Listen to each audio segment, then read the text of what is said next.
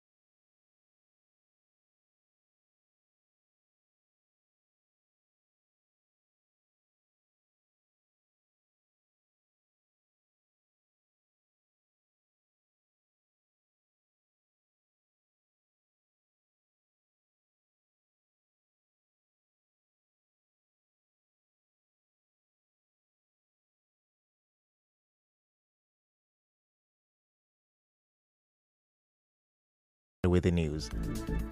Now, Justice Peter Lifo of the Federal High Court, Abuja, has restrained PDP governors, the National Working Committee, and the Board of Trustees from tampering with or dissolving the executive committees of the party in Rivers State. Justice Lifo gave the order while delivering a ruling in an application brought before him by the PDP Rivers State Executive Committee, led by Aaron Chukwemeka at the local government and ward levels.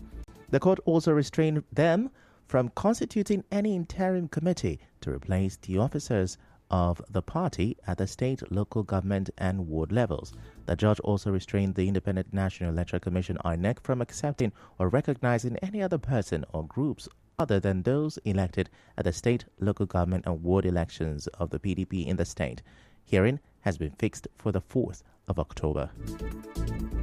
And now the chairman candidate of Action People's Party, APP, in Eche local government area, John Otamere, has called on Eche people to come out en masse and attend the APP Rivers East Senatorial District rally on Thursday. Mr. Otamere, in a statement signed by his spokesperson, Robinson Oluo, said the rally will be held at 9 a.m.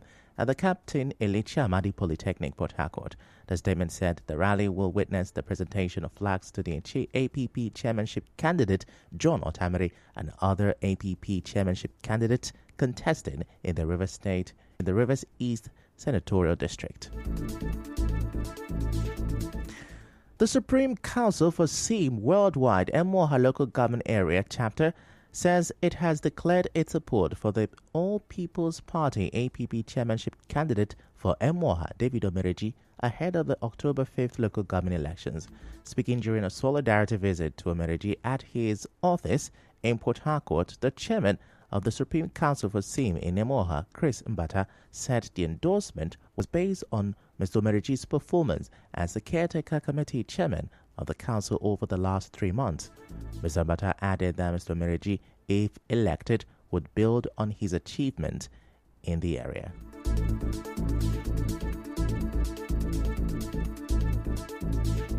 We as members of Supreme Council for SIM have come today to endorse him as our sole candidate. All the members of Supreme Council for SIM are solidly behind him. We are going to vote for him. Considering what he has done in the last 3 months in the area of insecurity, road construction, he did something. Even the court in Emoha, he also did something about it. And most communities that had been in total darkness for over 3 years, 2 years, 1 year, are now enjoying electricity. So it's a big feat for somebody to achieve in 3 months, which means that if you give a longer time, in fact, the sky will be the limit.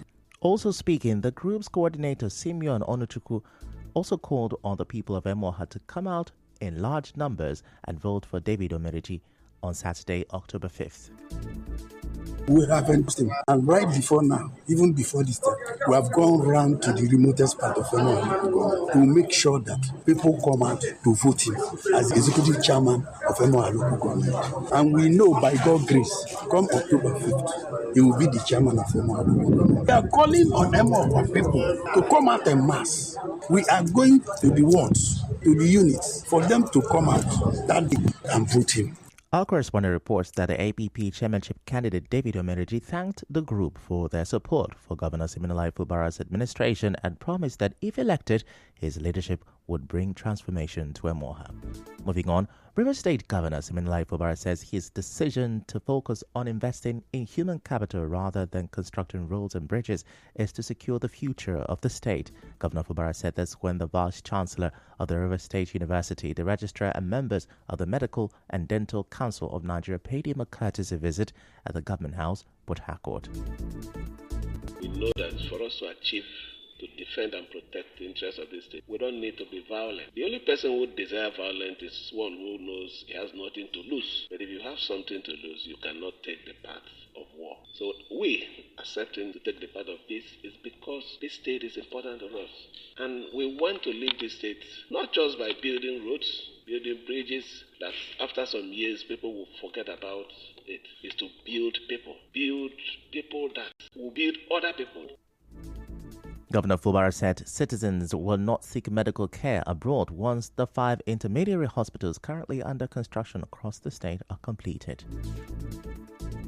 I've already approved the employment of 2,000 medical personnel, 1,000 for the health management board and another 1,000 for the teaching hospital. We presently now we are building up to standard 5 zonal hospitals. You can imagine when these facilities are completely put in place and welfare of our doctors are improved. I don't think anybody will be planning to travel. As a matter of fact, the only reason why people are jackbarring is because of better welfare.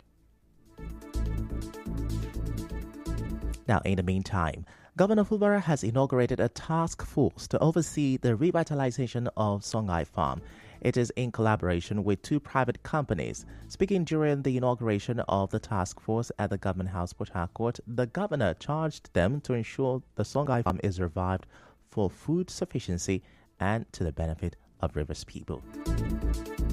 We'll be here to give you all the necessary support, bring back Songhai. We want to see it happen within the lifetime of this administration. We want to see food sufficiency because we know once Songhai comes on board, there will be food, which is one of the problems we're having in this country. People don't steal money anymore. What they carry is pot of soup. Because if you take the money, you might end up not even buying enough ingredients to prepare a good pot of soup. It shows that what we need is food. Do everything within your power and with our support to make sure that Songhai becomes operational.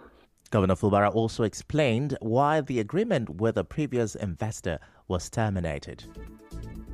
We even considered the place to an investor who came in after his presentation, and we believing that he has the capacity. We said, okay, we're ready to sign off. Not even ready, we already signed off. But he came back to tell us that he wanted us to give him a 5 billion naira bank guarantee. We then asked him, if you have a 5 billion naira, why do we need you to come and even revitalize Songhai? We'll put our 5 billion naira there. For that reason, we cancelled that arrangement. Responding, the chairman of the task force, Iyedima Oliver, promised to ensure that the Songhai Farm becomes a reality. Still to come, President Tinubu to reshuffle cabinet. Stay with us.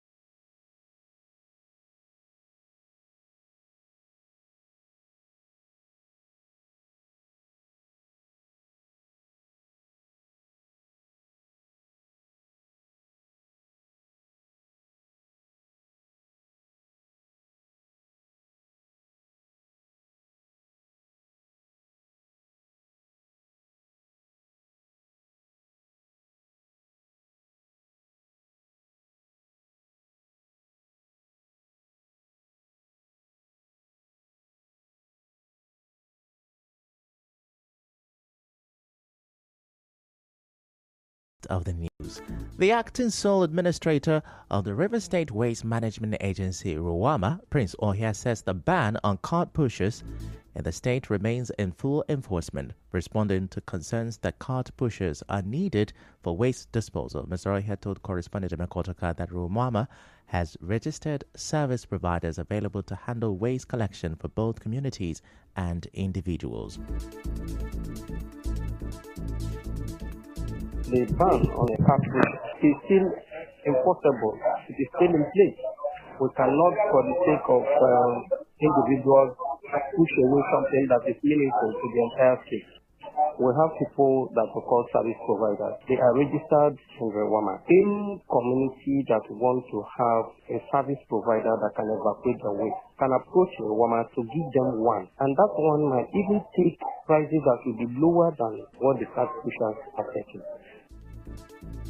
Mr. Ohia also advised residents to stop patronizing cart pushers and instead use approved waste disposal services. Service providers know where we have our receptacles. They know where we have our dumpster. When they evacuate the waste from the residents, they can send them to where it is supposed to be sent. But if they patronize cart pushers will have this waste evacuated from homes and dumped either in the median or indiscriminately at places of their choice. This is why all the communities should come down to the River State Waste Management Agency for advice and follow up on how they can evacuate them. Moving on, the leadership of the CDC in Ogurama community, Degema local government area, is accusing a former commissioner for energy, Damiete Herbert Miller, of usurping the powers of the community leadership in relation to the ongoing phase 2 of the Trans-Calabari Road project, which passes through the community. The Ogurama CDC chairman Joseph Brown, in a statement, accused Mr. Herbert Miller of disrespecting the traditional institution and constituted authority in the community, stopping the contracting firm Lubric Construction from interfacing with the community, replacing the name of the CLO appointed by the king with one Mr. Young Benebo, giving employment slots to himself without recourse to the community, and allegedly seizing the certificate of the youth and CDC, among others. He called on Governor Siminalayi Fubara to call Mr. Herbert Miller to order, as his alleged activities, if not stopped, are capable of breaching the peace and frustrating the Trans-Calabari Road project. Now, responding to this, the former Commissioner for Energy, Damiete Herbert Miller, denied the allegations, saying he's not a staff member or a contractor of Lubric Construction Company and does not earn money from them. He also said he's a stakeholder in the community, and if the CDC chairman or anyone else has complained, there are ways of settling their complaints. Away from that, President Bola Tinubu will soon reshuffle his cabinet to remove non-performing ministers. The special advisor to the president on information and strategy, Bayo Onanoga, confirmed this to State House correspondent at the presidential villa, Abuja. The president has expressed his desire to reshuffle his cabinet, and he will do it. I don't know whether he's going to do it before October 1, but he will surely do it. So that's what I will say. He has not given us any timeline when he wants to do it, but he will do it. He has expressed his plan. He wants to do it. He wants to reshuffle. Now, the federal government has approved the increase of core members' monthly allowance to 77,000 naira with effect from July 2024. In a statement on Wednesday, a spokesperson for the National Youth Service Corps NYSC, Caroline Embu, said the increment was in line with the enactment of the National Minimum Wage Amendment Act 2024. We go on another short commercial break.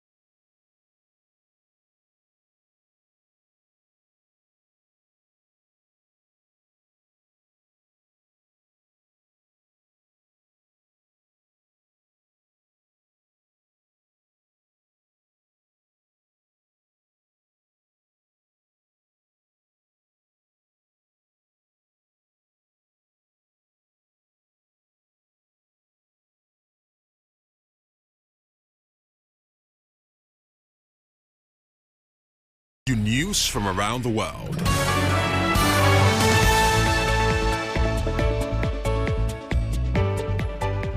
Now, allies, including the US, UK, and EU, have called for a temporary ceasefire in Lebanon following an escalation in fighting between Israel and Hezbollah. The 12-strong bloc proposed an immediate 21-day pause in fighting to provide space for diplomacy towards the conclusion of the diplomatic settlement and a ceasefire in Gaza.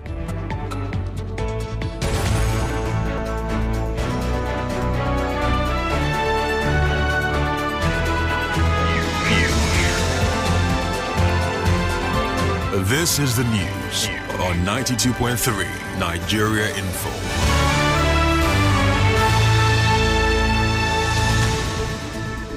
That's a wrap on the news this morning. Before we go, let's have a look at the major stories. Court has restrained PDP governors and party leaders from dissolving British party executives. And on the foreign scene, you heard there are calls for a temporary ceasefire in Lebanon amid the escalating Israel-Hezbollah conflict. The news was edited by Chioma Ezenwafo. To reach the news team, send an SMS or WhatsApp to 0808-721-7215. I'm Ifechukwu Moyali. Many thanks for listening.